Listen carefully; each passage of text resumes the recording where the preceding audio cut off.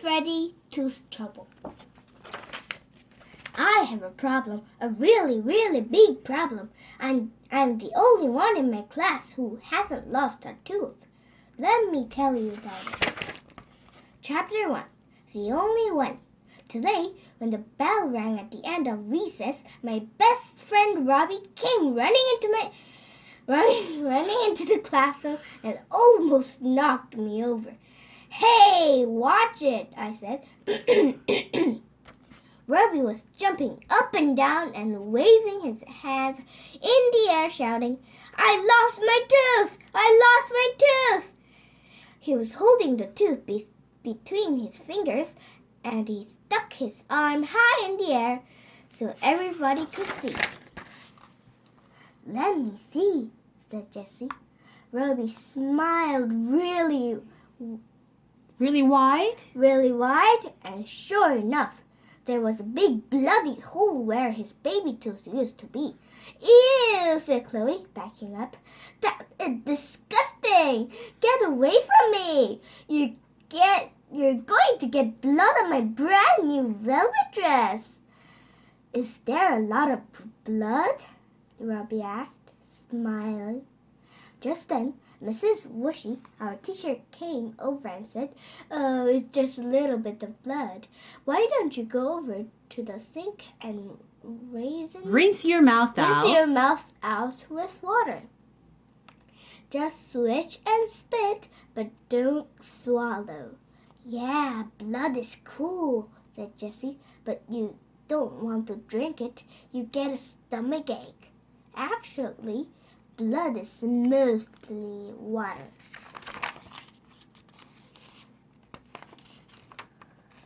said Robbie. "So it really won't hurt you." Robbie is a science genius.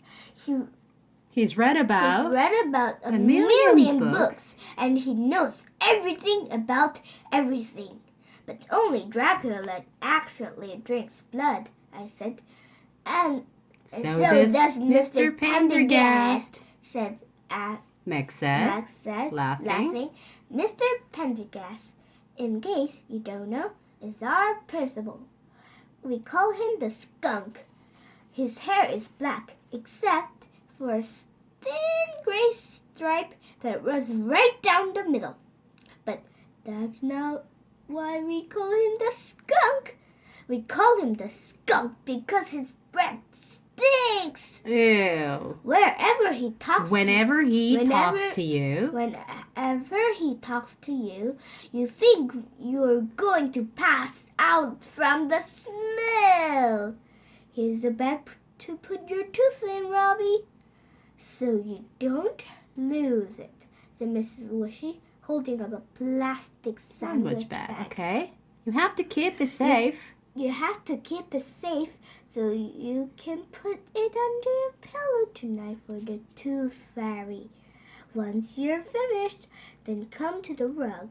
You can sign the big tooth. The big tooth. I hate that big tooth. Mrs. Wushy puts up a new tooth every month, and you get to write your name on this big paper tooth every time your tooth falls out. Jessie, nothing scares me. Sanchez got to sign her name on there twice. Max, the meaty Sellers, went up to sign his name for the third time last week. And Chloe, I'm so wonderful, Winters, has written her name on there 4 times early this year. Mm-hmm. I haven't gotten to sign my name even one lousy time. Great. Just great, I mumbled. My dumb old teeth don't want to come out. Before today, Robbie and I were the only ones who hadn't lost a tooth yet. But now I'm the only one. The only one who hasn't lost a tooth. "Everyone, please come to the rug," said Mrs. Wushy. "It's time for Robbie to sign the tooth. Whoop-de-doo for him, I muttered. Let's have a party. Robbie started Proudly. up to the front of the room. Here you go, Robbie. Here you go, Robbie, said Mrs. Whooshy, handing him a special pen with a smiling tooth on top.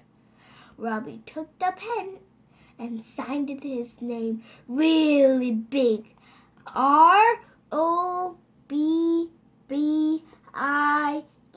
Congratulations, said Mrs. Whooshy, and everyone clapped loudly for Robbie.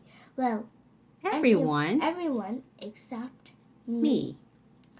Now let's see, said Mrs. Whooshy, as she pointed out at our tooth grab. It looks like Freddy Thresher is the only one who hasn't lost a tooth yet. Great. Did she have to announce? Did she have to announce it to the whole class?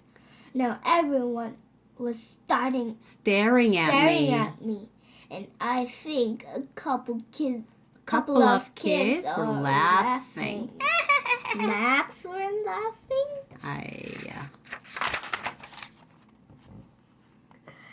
I was so embarrassed. My face got red as a tomato. I wished I could make myself invisible. Can I go to the bathroom? I asked Miss Whooshy. Sure, she said. I didn't walk. I bolted to the bathroom. I just wanted to get out of there. When I was safe inside the bathroom, I first checked to make sure no one else was in there. And then I looked in the mirror and smiled really big. Hey, would just one of you stupid teeth come out already? I yelled. I decided right then and there that no matter what, I was going to lose a tooth. And soon. I just had to come up with a plan. What plan? I don't know. Chapter 2. 5 ways to lose a tooth. That night, I didn't feel like eating any dinner. What's wrong with you? My mom asked. You haven't touched your food. I'm not hungry, I mumbled. Not hungry? Said my mom. But it's your favorite. Tuna noodle casserole. You must be getting sick. I'll go get the thermometer. I'm not sick, I shouted. Somebody's in a yucky mood, said my big sister, Susie. Be quiet, I yelled. I lunged towards Susie to pull her hair, but I slipped, and my elbow fell right into her plate, sending a pile of tuna noodles sailing to the floor. Hey, stop it, you two, said my dad. My dad can be a pretty serious guy, and if he says stop, you've better stop if you know what's good for you. Look at this mess you made, said my mom as she ran to get a sponge. She's such a neat freak. Our floors are so clean you can eat off them. I'm not sick. I just had a bad day at school today, I whispered. Did the little first grader pee in his pants? Teased my sister. Or did somebody spill milk on one of your dumb old shark shirts? Leave me alone, you ding-dong stinky head, I shouted back. For your information, I am a shark expert, and they're not dumb. Just sharks are cool. You're just jealous of my cool shark stuff. Shark, honey. I'm not, brat, Susie yelled back. Please, Susie, said my mom, wiping the floor. Just leave him alone. He's upset about something, and you're not helping. She gave Susie one of the all-time famous "Shut your mouth" new now that's theirs. Now, Freddy, tell us what's bothering you. I'm the only one. The only one. I'm the only one, I said. Sniffling. What do you mean? The only one? I asked my dad.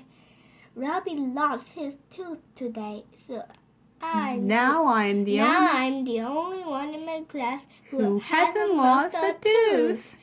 You want to lose a tooth? Said my sister. Why didn't you just say so? I can't help you with that. Really? I said, my face brightening. So, sure. In fact, I'll show you 5 ways to lose a tooth. Then she held up her right hand and bent her fingers down one at a time as she counted. 1, 2, 3, 4, 5, until her hand was making a fist. Come on over here, and I'll punch you in the mouth. That should knock a few of those teeth loose, she said, laughing hysterically.